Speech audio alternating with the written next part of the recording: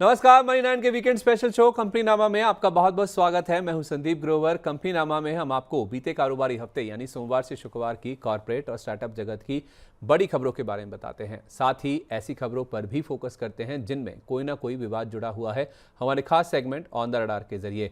तो चलिए फिर देरी किस बात की, जल्दी से शुरू करते हैं इस हफ्ते की खबरों का सफर। पहले बात कर लेते हैं कॉर्पोरेट से जुड़ी बड़ी सुर्खियों की और आपको ले चलते हैं पहली खबर की तरफ, जो है भारती एयरटेल को लेकर। भारती एयरटेल में इस हफ्ते वैसे खबर थी कि इनके एक प्रमोटर ने 2025 में दूसरी बार हिस्सा बेचा है, और साथ ही खबर ये थी कि इनकी एक सब्सिडरी है एक्सटेलीफाई, जिसने क्लाउड प्लेटफॉर्म लॉन्च किया है।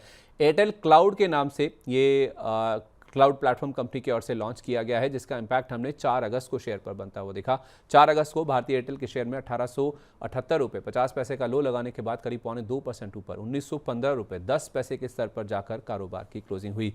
8 अगस्त को खबर थी कि करीब 7.25 करोड़ शेयरों या 1% हिस्से की इस कंपनी की बड़ी ब्लॉक डील हुई। 12,563 करोड़ रुपए में ये ब्लॉक डील होती हुई दिखी, जिसमें खबर ऐसी थी कि इनकी प्रोमोटर ग्रुप कंपनी है जिसने 0.8% हिस्सेदारी बेचनी थी।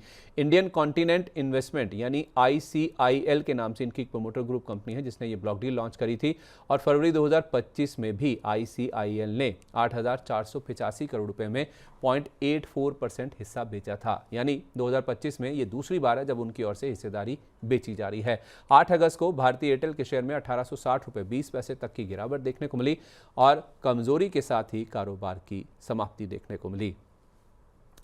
दूसरी खबर पीएनबी हाउसिंग को लेकर है, जिसमें एमडी और सीईओ के इस्तीफे के बाद कुछ बड़े बदलाव किए गए हैं। एमडी और सीईओ के इस्तीफे के बाद फंक्शन हेड्स का जो पदभार है वो कंपनी की ओर से बदला गया है। जातुल आनंद को एग्जीक्यूटिव डायरेक्टर नियुक्त किया गया है कंपनी का, और उसके साथ साथ वली शेखर को चीफ बिजनेस ऑफिसर का पदभार दिया गया है। 2 अगस्त से इन दोनों अधिकारियों के जो पद में बदलाव किए गए हैं वो लागू भी हो चुके हैं। इसका इंपैक्ट हमने 4 अगस्त को आता हुआ दिखा। 4 अगस्त को पीएनबी हाउसिंग के शेयर में 771.65 तक की गिरावट देखने को मिली, और क्लोजिंग 3.5% से ज्यादा की कमजोरी के साथ 779.90 के स्तर पर हुई। यानी कि इस फैसले के बाद भी शेयर में गिरावट नहीं थमती हुई दिखी। अगली खबर अदानी ग्रुप को लेकर है। अदानी ग्रुप में उत्तराधिकार का जो काम है वो आगे बढ़ता हुआ दिखा है। इसका अंदाजा आप इस तरह से लगा सकते हैं कि अदानी पोर्ट्स के एग्जीक्यूटिव चेयरमैन थे गौतम अदानी साहब, वो अब इस पद पर नहीं रहे हैं। इनफैक्ट गौतम अदानी साहब को नॉन एग्जीक्यूटिव चेयरमैन रीडेजिग्नेट किया गया है इस कंपनी की ओर से, और वो अब इस कंपनी के KMP यानी कि की मैनेजरियल पर्सन में भी शामिल नहीं है। तो इससे आप समझ सकते हैं कि उत्तराधिकार की जो योजना है वो आगे बढ़ती हुई दिखी। 5 अगस्त को ही कंपनी के नतीजे भी आए थे, और उसके साथ ही ये फैसला लिया गया, जिसके बाद शेयर में 1346 रुपए तक की गिरावट देखने को मिली। हालांकि क्लोजिंग करीब 2% नीचे 1361.90 के स्तर पर देखने को मिली। 7 अगस्त को खबर आई कि एक FII यानी कि विदेशी निवेशक ने अदानी एनर्जी के करीब 2.25 करोड़ शेयर बेचे हैं। बल्क डील के जरिए ये शेयर बेचे गए हैं 1737 करोड़ रुपए की रकम में, और ये करीब 2.25% के आसपास की हिस्सेदारी बैठती है। इन्वेस्टकॉम होल्डिंग RSC फंड के नाम से ये FII है जिन्होंने ये हिस्सा बेचा है, और 790 रुपए के भाव पर ये शेयर बेचे गए हैं।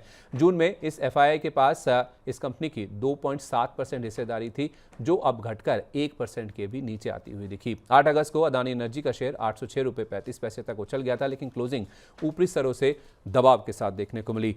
8 अगस्त को खबर यह भी थी कि अदानी ग्रीन ने खावड़ा गुजरात में 50 मेगावाट की अतिरिक्त क्षमता जोड़ी है। सब्सिडरी ने इससे 50 मेगावाट की जो हाइब्रिड प्रोजेक्ट है उसको शुरू किया है, जिसके बाद इस कंपनी की जो कुल ऑपरेशनल क्षमता है वो बढ़कर 15,865.5 मेगावाट पर पहुंचती हुई दिखी है। इनफैक्ट खावड़ा में देखें तो इस कंपनी की यानी कि अदानी ग्रीन की 30,000 मेगावाट क्षमता जोड़ने की योजना है। इस खबर के बाद 8 अगस्त को अदानी ग्रीन के शेयर ने खुलते ही 946.65 का हाई छुआ, लेकिन बाद में मुनाफा वसूली हावी हो गई और दिन के उच्चतम स्तर से अच्छी खासी गिरावट लेकर स्टॉक बंद होता हुआ दिखा। गॉडफ्रे फिलिप्स के शेयरधारकों को बोनस की सौगात मिलती हुई दिखेगी। पहली तिमाही के नतीजों के साथ बोनस की जो घोषणा है वो की गई है। 2:1 के बोनस को बोर्ड की ओर से मंजूरी दी गई है, यानी कि हर एक शेयर के बदले में आपको 2 बोनस शेयर मिलते हुए नजर आएंगे। 5 अगस्त को इस फैसले के बाद जो बोनस की घोषणा हुई उसमें कमजोर बाजार में भी शेयर ने 9,881.50 का रिकॉर्ड हाई छुआ, और 10% के अपर सर्किट पर जाकर बंद हुआ, क्योंकि पहली तिमाही के कंपनी के नतीजे बेहद शानदार रहे थे।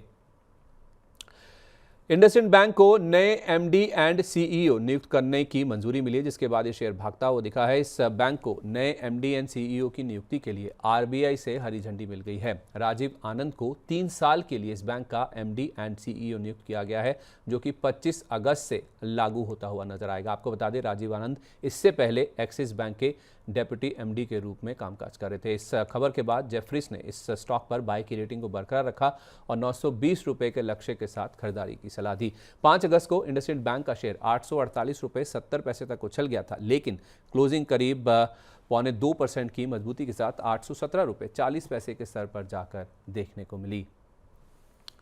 इस हफ्ते एंट फिन ने पेटीएम से पूरी तरह से एग्जिट कर लिया है। 5 अगस्त को इस शेयरों में बड़ी ब्लॉक डील होती हुई दिखी। 3,803 करोड़ रुपए में एंट फिन ने इस कंपनी की 5.4% हिस्सेदारी बेची है। लेकिन इस पूरी प्रक्रिया में एंट फिन को 15,700 करोड़ रुपए या यूं कहें करीब $2 अरब के आसपास का नुकसान हुआ है। एंट फिन, आपको बता दें, इस कंपनी के शुरुआती निवेशकों में शुमार थे और जैक मा, जो कि चीन के उद्योगपति हैं, उन्होंने, उनकी जो कंपनी है एंट फिन, उसने इस कंपनी में 33,600 करोड़ रुपए का निवेश किया था और करीब 28% के आसपास की हिस्सेदारी खरीदी थी। पिछले 2 सालों में एंट फिन ने धीरे धीरे करके अपनी पूरी हिस्सेदारी बेची है और इस प्रक्रिया में उनको बड़ा घाटा झेलना पड़ा है। 5 अगस्त को इस ब्लॉक डील के बाद पेटीएम के शेयर में करीब 2.5% की गिरावट के साथ 1,053 रुपए पर कारोबार की क्लोजिंग हुई, जो कि 1,050 रुपए के डे लो के बेहद करीब थी। आईआरसीटीसी को ऑनलाइन पेमेंट एग्रीगेटर का लाइसेंस मिल गया है। इनकी एक सब्सिडरी है आईआरसीटीसी पेमेंट्स के नाम से, जिसको आरबीआई से यह मंजूरी मिली है। ऑनलाइन पेमेंट एग्रीगेटर के रूप में ऑपरेट करने को इनकी सब्सिडरी को मंजूरी मिली है और 4 अगस्त को आरबीआई से ये पेमेंट एग्रीगेटर के लिए इनको सैद्धांतिक मंजूरी का अप्रूवल आ गया था। 6 अगस्त को शेयर ने रिएक्ट किया और आईआरसीटीसी के शेयर ने खुलने के कुछ ही मिनटों बाद 743 रुपए का इंटरडे हाई छुआ, लेकिन क्लोजिंग आधे % से भी कम की बढ़त के साथ 729 रुपए के स्तर पर हुई। वहीं इसकी कंपेटिटर कंपनी पेटीएम के शेयर में 1,032 रुपए 40 पैसे का लो लगाने के बाद करीब 1/4% की बढ़त के साथ 1,055 रुपए 40 पैसे पर कारोबार की क्लोजिंग देखने को मिली। टाइटन को लेकर अगली खबर है और इन्होंने अपनी मैन्युफैक्चरिंग को शिफ्ट करने की तैयारी शुरू कर दी है। टाइटन मैन्युफैक्चरिंग का कुछ हिस्सा खाड़ी देशों में शिफ्ट कर सकती है, ऐसा न्यूज़ रिपोर्ट के हवाले से खबरें निकल के सामने आई। अमेरिका के साथ जो हमारी ट्रेड टेंशन चल रही है, जो बढ़ रही है, उसके चलते ये विचार किया जा रहा है कंपनी की ओर से। 6 अगस्त को टाइटन के शेयर ने 3,462 रुपये 40 पैसे का इंटरडे हाई छुआ, लेकिन क्लोजिंग आधा % नीचे लाल निशान के साथ 3,400 रुपये के स्तर पर जाकर देखने को मिली। पीबी फिनटेक की पेंशन प्रोडक्ट्स डिस्ट्रीब्यूशन सेक्टर में एंट्री होगी, ऐसा एक रिपोर्ट के हवाले से खबर निकल के सामने आई। दरअसल खबर ये थी कि इस कंपनी ने pensionbazaar.com का अधिग्रहण कर लिया है। एक न्यूज़ रिपोर्ट के हवाले से एक खबर आई थी और इस डील के बाद कंपनी की सब्सिडरी के रूप में कामकाज करेगी pensionbazaar.com। पेंशन से जुड़े प्रोडक्ट्स के डिस्ट्रीब्यूशन पर यह कंपनी फोकस करेगी, जिसका नाम pensionbazaar.com है। और इस अधिग्रहण के बाद इस रिपोर्ट में मेंशन किया है कि इस कंपनी के 3 मेन बिजनेसेस होंगे। पहला इंश्योरेंस, दूसरा क्रेडिट और तीसरा जो कि अधिग्रहित कंपनी है pensionbazaar.com यानी कि पेंशन प्रोडक्ट्स। इस कारोबार में ही कंपनी ऑपरेट करती हुई नजर आएगी। 6 अगस्त को पीबी फिनटेक के शेयर में 1,770 रुपये तक का उछाल देखने को मिला, लेकिन कारोबार की क्लोजिंग करीब 1% नीचे 1,733 रुपये 10 पैसे के स्तर पर जाकर देखने को मिली। पिडीलाइट ने अपने शेयरधारकों को बोनस का तोहफा देने की घोषणा की है। पहली तिमाही के नतीजों के साथ बोनस शेयर की इस कंपनी ने घोषणा की है। 1:1 की रेशो में बोनस शेयर को अप्रूवल दे दिया है इस कंपनी की बोर्ड की ओर से। हालांकि इसको लेकर रिकॉर्ड डेट की जो घोषणा है वो नहीं की गई है। हर एक शेयर पर 1 बोनस शेयर देने पर बोर्ड में सहमति बनी है। इससे पहले आपको बता दें कि मार्च 2010 में, यानी कि करीब 15 साल पहले 1:1 के बोनस की घोषणा इस कंपनी की ओर से हुई थी। बोनस की घोषणा के साथ 10 रुपये प्रति शेयर के स्पेशल डिविडेंड को भी इस कंपनी के बोर्ड ने मंजूरी दी है, जिसकी रिकॉर्ड डेट 13 अगस्त तय की गई है। 6 अगस्त को पिडीलाइट के शेयर ने खुलने के कुछ ही मिनटों में 2,973 रुपये 10 पैसे का लो छुआ, लेकिन क्लोजिंग करीब 1.5% ऊपर 3,042 रुपये के स्तर पर जाकर देखने को मिली। देश की सबसे मूल्यवान कंपनी रिलायंस इंडस्ट्रीज ने 7 अगस्त को अपनी FY25 यानी कि बीते वित्त वर्ष की एनुअल रिपोर्ट जारी करी, जिसकी कुछ मुख्य अंश आपके सामने रखते हैं। इसमें यह लिखा था कि बाहरी उठापटक के बावजूद इस साल कंपनी ने मजबूत ग्रोथ दर्ज करी है। एआई यानी कि आर्टिफिशियल इंटेलिजेंस और रिन्यूएबल एनर्जी में 1000 से ज़्यादा साइंटिस्ट इस कंपनी के कामकाज कर रहे हैं। साथ ही जियो दुनिया का सबसे बड़ा नेटवर्क का बन के उभरा है और 48.4 करोड़ यूजर्स हैं इस कंपनी के पास। जियो के पास 5G के 19.1 करोड़ ग्राहक भी शामिल हैं टोटल कस्टमर बेस की अगर आप बात करेंगे। गीगा स्केल सोलर और BESS प्रोजेक्ट्स इस कंपनी की ओर से शुरू की गई हैं। और सबसे इंटरेस्टिंग बात ये थी कि मुकेश अंबानी जो कि इस कंपनी के CMD हैं, उन्होंने कोविड के दौरान जो एक अहम फैसला लिया था उसको जारी रखने का विकल्प चुना है। इनकी सैलरी, इनके अलाउंसेस और अन्य इंसेंटिव समेत सारे मेहनताने को छोड़ने का फैसला मुकेश अंबानी की ओर से लिया गया है। 7 अगस्त को इस एनुअल रिपोर्ट पर शेयर ने रिएक्ट किया और इन रिलायंस इंडस्ट्रीज का शेयर 1366 रुपये तक फिसलने के बाद मामूली गिरावट के साथ 1391 रुपये के स्तर पर जाकर बंद होता हुआ दिखा। अगली खबर TCS को लेकर है और छटनी के बाद इस कंपनी ने अपने कर्मचारियों की सैलरी बढ़ाने का फैसला लिया है। जी हां, 80% कर्मचारियों के वेतन बढ़ोतरी की इस कंपनी ने घोषणा की है, जिससे मिड टू जूनियर लेवल कर्मचारियों पर असर होता हुआ दिखेगा और ये वेतन बढ़ोतरी 1 सितंबर से लागू होती हुई नजर आएगी। करीब 12,000 कर्मचारियों की छटनी के बाद कंपनी की ओर से ये फैसला आया, जो कि काफ़ी गौर करने वाली बात है। 7 अगस्त को TCS का शेयर 3010 रुपये 90 पैसे तक फिसल गया था, लेकिन क्लोजिंग करीब ½ % की बढ़त के साथ 3049 रुपये 10 पैसे के स्तर पर जाकर देखने को मिली। पेटीएम की तरह ही एटर्नल में भी एंट फिन ने लगभग अपनी पूरी हिस्सेदारी बेच दी है। 7 अगस्त को इस कंपनी के शेयरों में बड़ी ब्लॉक डील हुई, जिसमें एंट फिन के पूरी 1.95% हिस्सेदारी बेचने की खबर थी। 285 रुपये के फ्लोर प्राइस पर 18 करोड़ 84 लाख शेयरों की बिक्री हो सकती है, ऐसी खबरें निकल के सामने आ रही थी, जिसका इम्पैक्ट हमने 7 अगस्त को देखा भी। उस दिन एटर्नल के शेयर में 288 रुपये 40 पैसे का लो लगाने के बाद करीब 1.5% ऊपर 303 रुपये 20 पैसे के स्तर पर कारोबार का अंत हुआ। 7 अगस्त की शाम को जारी NSE के बल्क डील के आंकड़ों के मुताबिक एंट फिन ने इस कंपनी के 14 करोड़ 13 लाख शेयर बेचे हैं, जो कि करीब 1.5% के आसपास की हिस्सेदारी बनती है। 289 रुपये 91 पैसे पर एंट फिन ने 4097 करोड़ रुपए की रकम में ये शेयर बेचे हैं और इस डील के बाद एंट फिन का इस कंपनी में हिस्सा 1.95% से घटकर 0.49% पर पहुंच गया। गौरतलब है कि एक दिन पहले ही 6 अगस्त को ही एंट फिन ने पेटीएम में भी अपना पूरा हिस्सा एग्जिट कर दिया था, जिसके बारे में अभी थोड़ी देर पहले ही हमने आपको खबर बताई भी है। 8 अगस्त को एटर्नल के शेयर ने 298 रुपये 10 पैसे का लो लगाया, लेकिन क्लोजिंग निचले स्तरों से रिकवरी के साथ देखने को मिली। क्रेडिट एक्सेस ग्रामीण इस कंपनी ने अपने नए MD एंड CEO की नियुक्ति की है, जिसको RBI से हरी झंडी मिल गई है। गणेश नारायणन अब इस कंपनी के MD एंड CEO नियुक्त किए गए हैं। 5 अगस्त से 5 साल के लिए नियुक्ति को RBI से मंजूरी भी मिल चुकी है। 7 अगस्त को इसके ऊपर स्टॉक ने रिएक्ट किया और उस दिन क्रेडिट एक्सेस ग्रामीण के शेयर ने खुलते ही 1199 रुपये 80 पैसे का इंटरडे लो छुआ, लेकिन क्लोजिंग करीब डे हाई के आसपास लगभग 3% की मजबूती के साथ 1244 रुपये 60 पैसे के स्तर पर हुई। करीब एक दशक में पहली बार ऐसा हुआ है जब RBI ने बैंकिंग लाइसेंस जारी किया है और ये जारी किया गया है AU स्मॉल फाइनेंस बैंक को। इस बैंक को यूनिवर्सल बैंक में बदलने के लिए, तब्दील होने के लिए RBI से सैद्धांतिक मंजूरी मिल गई है। 7 अगस्त को बैंक को RBI से ये अहम मंजूरी मिली है, लेकिन ये अर्जी डाल दी गई थी 3 सितंबर 2024 को, जिसका फैसला अब जाकर आता हुआ दिखा है। ये मंजूरी मिलने से बैंक को एक तो अपनी रीच और दूसरा अपनी सर्विसेज का दायरा बढ़ाने में काफ़ी ज़्यादा मदद मिलेगी और स्टॉक इसके ऊपर रिएक्ट भी करता हुआ दिखा। 8 अगस्त को AU स्मॉल फाइनेंस बैंक के शेयर ने खुलते ही 800 रुपये का इंटरडे हाई छुआ। हालांकि ओपनिंग प्राइस से अच्छी खासी गिरावट के बाद शेयर बंद होता हुआ दिखा। टाटा ग्रुप के स्टॉक इस हफ्ते फोकस में थे और वजह थी टाटा कैपिटल का IPO, जिसकी प्रक्रिया ने रफ्तार पकड़ ली है। दरअसल टाटा कैपिटल ने IPO के लिए सेबी के पास अपडेटेड DRHP दाखिल कर दिया है। इस IPO के जरिए कंपनी 17,000 करोड़ रुपए से ज्यादा की रकम जुटा सकती है। IPO के जरिए 21 करोड़ शेयरों तक की नई बिक्री की जाएगी, फ्रेश इशू जारी होंगे और मौजूदा निवेशक OFS के जरिए करीब 26.5 करोड़ शेयर बेचेंगे, जिसमें टाटा सन्स करीब 23 करोड़ और इंटरनेशनल फाइनेंस कॉर्पोरेशन यानी IFC 3.58 करोड़ शेयर इस कंपनी के बेचेगी। इस खबर के चलते 5 अगस्त को टाटा मोटर्स के शेयर में करीब 1.4% की बढ़त और टाटा इन्वेस्टमेंट के शेयर में करीब 2.5% की बढ़त के साथ 7,148 रुपए के स्तर पर कारोबार की क्लोजिंग हुई। चलिए बात करते हैं प्राइमरी मार्केट की। इस हफ्ते प्राइमरी मार्केट में 5 कंपनियों ने दस्तक दी, यानी कि इनकी शेयर बाजार में लिस्टिंग हुई। इसमें पहला नाम है लक्ष्मी इंडिया फाइनेंस का, जिसकी लिस्टिंग इस हफ्ते हुई, लेकिन वो कमज़ोर रही।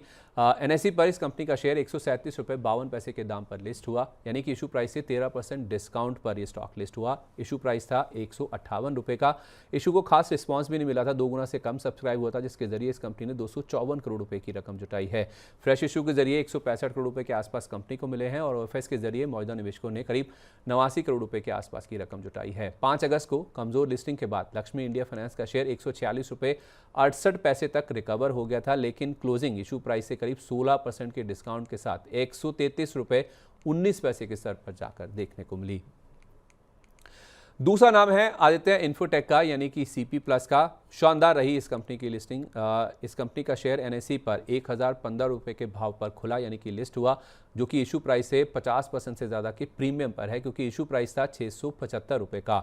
ज़बरदस्त रिस्पांस मिला था इस IPO को। ये IPO 100 गुना से ज़्यादा सब्सक्राइब हुआ था, जिसके जरिए कंपनी ने 1300 करोड़ रुपये की रकम जुटाई है। 500 करोड़ रुपए कंपनी के पास आए हैं फ्रेश इशू के जरिए, और OFS का पार्ट था 800 करोड़ रुपए का। 5 अगस्त को लिस्टिंग के बाद आदित्य इन्फोटेक का शेयर 1104 रुपए तक उछल गया था और क्लोजिंग इशू प्राइस से करीब 61% के प्रीमियम के साथ 1085 रुपए के स्तर पर जाकर देखने को मिली। तीसरा नाम है NSDL का। इसकी लिस्टिंग भी अच्छी रही। BSE पर यह शेयर लिस्ट हुआ, NSE पर तो नहीं। 880 रुपये के दाम पर इसकी लिस्टिंग हुई और इशू प्राइस से 10% के प्रीमियम पर लिस्टिंग हुई, क्योंकि इशू प्राइस था 800 रुपये प्रति शेयर का। यह IPO 41 गुना के आसपास सब्सक्राइब हुआ था। IPO से इस कंपनी ने 4011 करोड़ रुपये की रकम जुटाई है। फ्रेश इशू का पार्ट तो नहीं था, केवल OFS में मौजूदा निवेशकों ने 5 करोड़ शेयरों के आसपास की बिकवाली की है। 6 अगस्त को लिस्टिंग के बाद NSDL के शेयर 943 रुपये 85 पैसे का इंटरडे हाई छुआ शेयर ने, और क्लोजिंग इशू प्राइस से 17% के प्रीमियम के साथ 936 रुपये के स्तर पर जाकर देखने को मिली। और इनफैक्ट 7 अगस्त को भी खरीदारी का रुझान जारी रहा। 7 अगस्त को NSDL के शेयर में 20% का अपर सर्किट लग गया और शेयर 1123 रुपये 20 पैसे के स्तर पर जाकर बंद होता हुआ दिखा, और इनफैक्ट शुक्रवार को भी खरीदारी का एक्शन जारी था। पांचवा नाम है श्री लोटस डेवलपर्स का। इसकी भी लिस्टिंग अच्छी रही। NSE पर यह शेयर 178 रुपये प्रति शेयर के दाम पर जाकर लिस्ट हुआ, यानी कि इशू प्राइस से करीब 19% प्रीमियम पर लिस्टिंग हुई। 150 रुपये का इशू प्राइस था, उसके ऊपर खुला, क्योंकि 69 गुना के आसपास ये सब्सक्राइब हुआ था। 792 करोड़ रुपए इस कंपनी ने जुटाए हैं। फ्रेश इशू के जरिए इस कंपनी ने 5.28 करोड़ शेयर बेचे हैं और OFS का इसमें कोई पार्ट नहीं था। 6 अगस्त को लिस्टिंग के बाद श्री लोटस डेवलपर के शेयर ने 192 रुपये 45 पैसे का इंटरडे हाई छुआ और क्लोजिंग इशू प्राइस से 30% से ज्यादा के प्रीमियम के साथ 195 रुपये 80 पैसे के स्तर पर जाकर देखने को मिली। अगला नाम है MNB इंजीनियरिंग का। इसकी लिस्टिंग एकदम सपाट होती हुई दिखी। NSE पर यह शेयर 385 रुपये के दाम पर लिस्ट हुआ और इतना ही इसका इशू प्राइस था, यानी कि एकदम फ्लैट खुला। इशू हालांकि अच्छा भरा था, 36 गुना से ज़्यादा सब्सक्राइब हुआ था, जिसके जरिए इस कंपनी ने 650 करोड़ रुपए की रकम जुटाई है। 275 करोड़ रुपए फ्रेश इशू के जरिए कंपनी को मिले और OFS का 375 करोड़ रुपए का पार्ट था। 6 अगस्त को लिस्टिंग के बाद MNB इंजीनियरिंग के शेयर ने 418 रुपये 80 पैसे का इंटरडे हाई छुआ और क्लोजिंग इशू प्राइस से करीब 5% के प्रीमियम के साथ 405 रुपये 25 पैसे के स्तर पर जाकर देखने को मिली। तो ये थी बीते कारोबारी हफ्ते की कॉर्पोरेट जगत से जुड़ी बड़ी सुर्खियां। चलिए अब रुख करते हैं कॉर्पोरेट जगत की ऐसी खबरों का जिनमें कोई ना कोई विवाद जुड़ा हुआ है। आपको ले चलते हैं हमारे खास सेगमेंट ऑन द रडार की तरफ और बढ़ते हैं पहली खबर की तरफ, जो है येस बैंक से जुड़ी हुई। येस बैंक के 81 बॉन्ड्स पर इस हफ्ते एक अहम फैसला आता हुआ दिखा है। बॉम्बे हाईकोर्ट ने 81 बॉन्ड्स के राइट ऑफ को गैर कानूनी बताया है, इलीगल बताया है। दरअसल 2020 में इस कंपनी का बेल आउट हुआ था, बैंक का बेल आउट हुआ था, इसकी रिस्ट्रक्चरिंग हुई थी, उस समय ये राइट ऑफ होता हुआ नजर आया था। बॉम्बे हाईकोर्ट के फैसले से रिलायंस म्यूचुअल फंड के लिए एक बड़ी राहत आती हुई दिखी है। आपको बता दें, रिलायंस म्यूचुअल फंड का 81 बॉन्ड्स में करीब 2850 करोड़ रुपए का निवेश था। इस फैसले के बाद 4 अगस्त को येस बैंक के शेयर में 18 रुपये 33 पैसे की गिरावट देखने को मिली शेयर में, पर क्लोजिंग करीब 2.25% की बढ़त के साथ 18 रुपये 90 पैसे के स्तर पर जाकर देखने को मिली। अगली खबर एक्सिस बैंक को लेकर। इनफैक्ट एक्सिस म्यूचुअल फंड की जो फ्रंट रनिंग घोटाला हुआ था, उसमें ईडी की इस हफ्ते बड़ी कार्रवाई होती हुई दिखी है। 2 अगस्त को ईडी ने वीरेश जोशी को गिरफ्तार किया है। 200 करोड़ रुपए के axis mutual fund front running घोटाले का मास्टरमाइंड है Viresh Joshi. Axis mutual fund का ये पूर्व फंड मैनेजर भी है, जिसके ऊपर PMLA कोर्ट ने जांच आगे बढ़ाने के लिए 8 अगस्त तक कस्टडी की भी मंजूरी दे दी है। जांच एजेंसी ने देश भर में छापेमारी की और 17.4 करोड़ की संपत्ति फ्रीज भी की है। एक्सिस म्यूचुअल फंड के सौदों की पूर्व सूचना का इस्तेमाल निजी लाभ के लिए किया गया है, ऐसा ईडी की ओर से स्टेटमेंट आता हुआ दिखा। और ईडी ने यह तक कहा कि जोशी ने निजी लाभ के अलावा अन्य ट्रेडर्स को भी फायदा पहुंचाया है। एजेंसी का दावा है कि निवेशकों को इससे धोखाधड़ी हुई है निवेशकों के साथ और बाजार की निष्पक्षता पर इसका असर पड़ता हुआ दिखा है। 4 अगस्त को इसका इम्पैक्ट हमने एक्सिस बैंक के शेयर में देखा, जो कि 1059 रुपये तक लुढ़क गया था। बाद में शेयर में रिकवरी हुई और आधे % की मजबूती के साथ ये शेयर 1068 रुपये 70 पैसे के स्तर पर जाकर बंद होता हुआ दिखा। अगली खबर बीएसई को लेकर है, जिसकी वीकली एक्सपायरी में बदलाव की खबरों से इस हफ्ते काफ़ी उठापटक देखने को मिली। वीकली एक्सपायरी की मियाद बढ़ाई जा सकती है सेबी की ओर से, ऐसा इस हफ्ते एक न्यूज़ रिपोर्ट निकल के सामने आई थी। वीकली एक्सपायरी को लंबी अवधि यानी कि फोर्टनाइटली या फिर मंथली किया जा सकता है, ऐसा एक रिपोर्ट में मेंशन था, जिसकी वजह से शेयर में हमने 5 अगस्त को भारी गिरावट बनती हुई दिखी। 5 अगस्त को बीएसई के शेयर में 2340 रुपये 10 पैसे तक की गिरावट देखने को मिली और क्लोजिंग करीब 4.5% की गिरावट के साथ ही देखने को मिली। हालांकि 6 अगस्त को खबर आई कि सेबी चेयरमैन ने इसके ऊपर क्लैरिफिकेशन दे दिया है। उन्होंने कहा कि उनके बयान के बाद शेयर में अच्छी खासी रिकवरी देखने को मिली। उन्होंने कहा कि वीकली एक्सपायरी पर रोक की जो खबर आई है वो पूरी तरह से गलत है और एक मैनिपुलेशन आप कह सकते हैं, यानी कि सट्टेबाजी है। 6 अगस्त को बीएसई के शेयर ने इसके ऊपर रिएक्ट किया। 2282 रुपये का लोच हुआ था शेयर ने, लेकिन क्लोजिंग करीब 1% की बढ़त के साथ 2388 रुपये के स्तर पर जाकर देखने को मिली। अनिल अंबानी ग्रुप की कंपनी रिलायंस इंफ्रा के लिए सुप्रीम कोर्ट से एक बड़ी राहत आती हुई दिखी है। दरअसल इस कंपनी की 2 सब्सिडरी कंपनियां हैं जिनको सुप्रीम कोर्ट से रिकवरी की मंजूरी मिली है। 1 अप्रैल 2024 से 4 साल के पीरियड के लिए 21,413 करोड़ रुपए की रिकवरी की मंजूरी मिली है। ये दोनों कंपनियां हैं BSES यमुना और BSES राजधानी पावर, जिनको ये मंजूरी मिलती हुई दिखी है। ये मामला 2014 का है, जब इन दोनों कंपनियों ने, पावर डिस्ट्रीब्यूशन कंपनियों ने सुप्रीम कोर्ट के सामने ये अर्जी दाखिल की थी और अब उसके ऊपर फैसला आया है जो कि इनके हक में आता हुआ दिखा है। 4 साल में रिकवरी की इनको मंजूरी मिली है। 8 अगस्त को रिलायंस इंफ्रा का शेयर 270 रुपये तक फिसल गया था, लेकिन क्लोजिंग दिन के निचले स्तरों से अच्छी खासी रिकवरी के साथ देखने को मिली है। तो कॉर्पोरेट जगत से जुड़ी इस हफ्ते की तमाम बड़ी खबरें हमने आपके सामने रख दी हैं। अब बढ़ते हैं हमारे अगले सेगमेंट की तरफ, जिसका नाम है स्टार्टअप अपडेट, और आपको ले चलते हैं पहली खबर की तरफ, जो है रैपिडो से जुड़ी हुई। रैपिडो से एग्जिट करने की तैयारी में है स्विगी ने अपना पूरा 12% हिस्सा बेचने की जो प्रक्रिया है उसको शुरू कर दिया है। ऐसा एक न्यूज़ रिपोर्ट के हवाले से इस हफ्ते खबर निकल के सामने आई थी।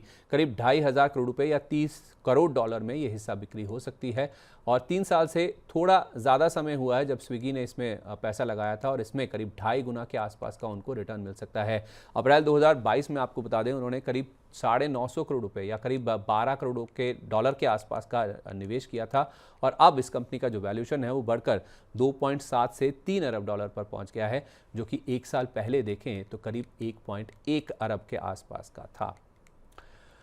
तो आज के एपिसोड में बस इतना ही। खबरों के सिलसिले को यहीं पर विराम देते हैं, पर अगले शनिवार को आपसे फिर मुलाकात होगी इसी समय नई खबरों के साथ। तब तक आप जुड़े रहिए मनी9 के साथ, क्योंकि मनी9 आपके लिए लेकर आया है मनी9 प्राइम मेंबरशिप, जिसमें हमारे एक्सक्लूसिव कंटेंट को देखने के लिए, अपनी स्टॉक्स और म्यूचुअल फंड पोर्टफोलियो से जुड़ी उलझनों का जवाब पाने के लिए आप सब्सक्राइब कीजिए हमारे प्राइम प्लान्स को।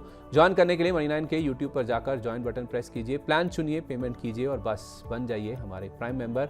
और विदा लेने से पहले एक और ज़रूरी बात, अगर आपको हमारा इस हफ्ते का शो अच्छा लगा है तो नीचे कमेंट बॉक्स में अपनी राय हमारे साथ जरूर शेयर करें और अपने दोस्तों, सहयोगियों और रिश्तेदारों को भी इस वीडियो का लिंक ज़रूर शेयर करें। नमस्कार, हैप्पी वीकेंड, हैप्पी रक्षाबंधन।